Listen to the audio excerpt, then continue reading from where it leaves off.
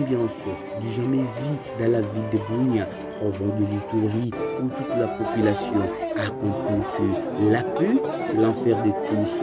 C'est mardi 7 juin 2022, à l'occasion du lancement des travaux de la réhabilitation et la construction de l'aéroport de Murongo aux normes modernes, standards à l'international par l'entreprise de génie civil et la construction des infrastructures Mogabao Sarl de l'entrepreneur Eli Akilimali Joseph, l'homme qui investit beaucoup plus dans les domaines sociaux agro-pastoraux.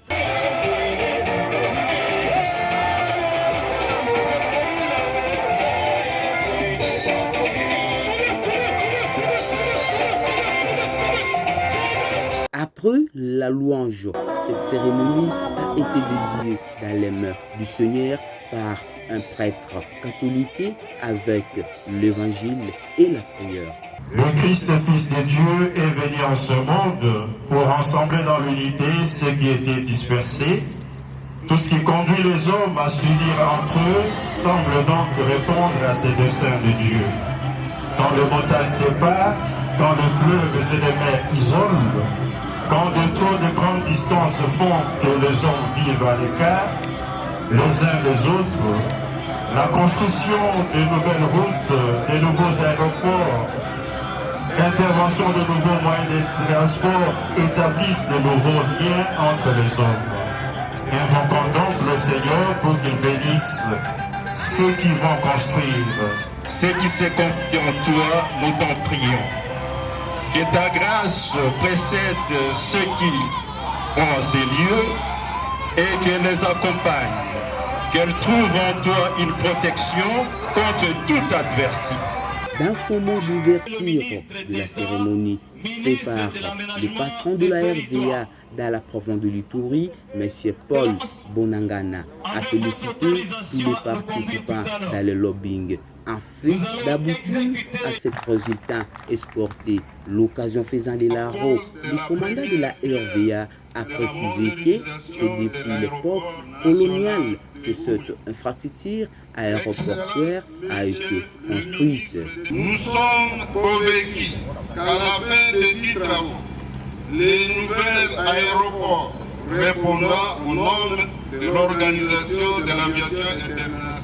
Nous remercions particulièrement son Excellence, Monsieur le Président de la République, chef de l'État, Félix Antoine Tshisekedi Tshilombo, ainsi que son gouvernement pour cette louable initiative qui répond aux besoins de l'exploitation de notre aéroport.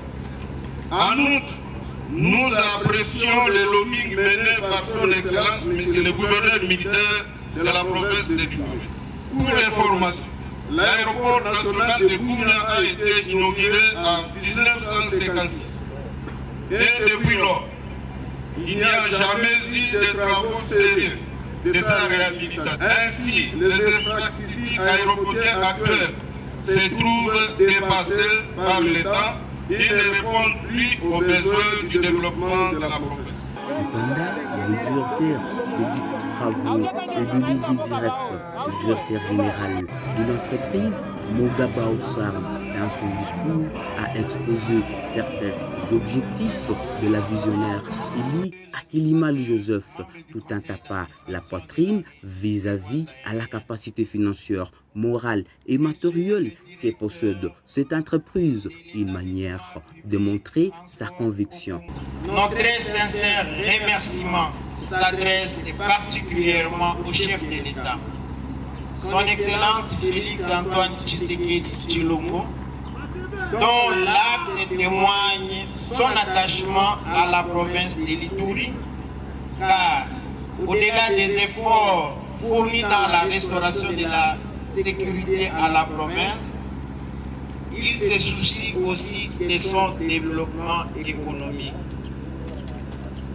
Les sincères remerciements s'adressent aussi à son Excellence, Monsieur le gouverneur militaire de la province de l'Ituri, mon général, pour son souci permanent d'accompagner le chef de l'État dans sa lutte d'instauration de la paix et d'amélioration du bien-être social des filles et fils de la province au travers des actes palpables dont nous sommes témoins aujourd'hui. La société Mongabao Salui, qui est une société des droits congolais à responsabilité limitée unipersonnelle, créée en mars 2021 à la requête de la personne de M. Eli Akilimali Joseph, de nationalité congolaise, a pour objectif social de contribuer au développement du pays passant par l'agriculture agro-industrielle, c'est-à-dire la transformation des sémoules de maïs par une minoterie d'une capacité de production de plus de 200 tonnes par jour. La construction et la location des bâtiments résidentiels et commerciaux, par là entendez la construction de plusieurs entrepôts de grande capacité, des stockages de vivres dans les normes requises et plusieurs maisons d'habitation dans plusieurs provinces du pays. La construction, la réhabilitation et l'entretien des diverses infrastructures avec une logistique imposante de plusieurs brigades et une usine de préfabrication des matériaux de construction. Signalopi, une délégation composée par les 2 ministres, un ministre d'État et 4 députés sénateurs, dont figure l'honorable Bahati Chouma héritier, Uli Dendjoubou, ont été dépêchés par le président de la RDC pour la pose de la première pierre. Le ministre d'État, Guy Luando, a rassuré la population de l'Ituri. Tous les moyens sont déjà à la disposition de l'entreprise Mongabao Sarl devant la présence de son collègue des finances. Je dois aussi insister que vous avez suivi que nous avons 4 lots de marché. Je confirme, et c'est pour cela que vous avez vu mon collègue le ministre des Finances là, nous ne sommes pas venus ici pour faire une pierre et répartir. Nous sommes venus en toute responsabilité. Parce que les fonds ont été mis à la disposition de l'entrepreneur. Il peut les confirmer. Il est ici pour les travaux du premier lot. Et donc, il ne faut pas qu'il y ait la confusion. Nous ne sommes pas venus pour déposer une pierre et répartir. Le gouverneur militaire de l'Ituri et les représentants du chef de l'État, lieutenant-général Luboya Kashamadjoumi, s'est félicité pour son énième fois après avoir appelé la population iturienne à l'entrepreneuriat lors de sa mission d'itinérance à Chomia. Aujourd'hui, sa joie a été dépassée car toute la population a compris désormais sa détermination.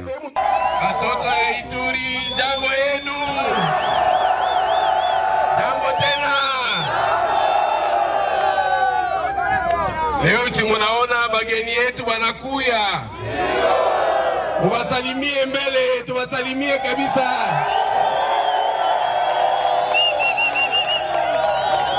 Signalons que plusieurs chantiers sont en exécution par cette entreprise dans la ville de Bunia. Je vous précise, la paix, c'est l'enfer de tous et son chemin, c'est l'amour, cohérence et le développement, dit Banza Mouima Georges, journaliste des investigations dans la région.